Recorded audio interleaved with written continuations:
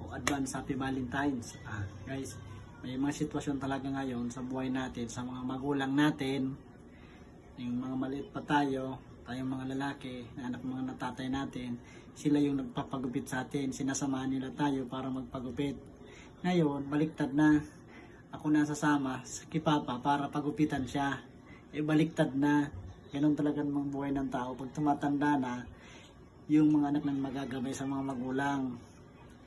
Nung bata pa tayo, yung mga tatay natin at nanay, yung gagabay kung saan tayo pupunta, magpapagupit, magpapacheck up. Ngayon, baliktad na, yung mga anak na naman.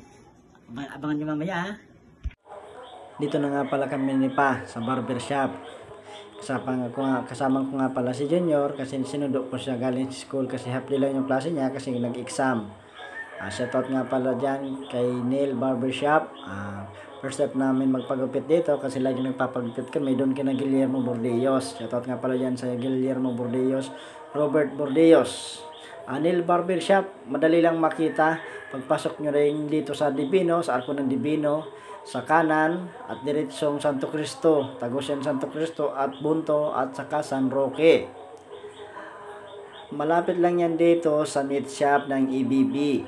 Shoutout nga pala dyan sa lahat mga customer dyan sa EBB. Suki din ako dyan sa EBB. Ito nga pala yung pagkakataon na sabi ni Pa magpapagupit daw siya. Sabi ko sige tara na, sumama ka na kasi magsusundo ako kay Junior, pagupit ka na. At hanggang dito nga lang pala itong video to. Salamat!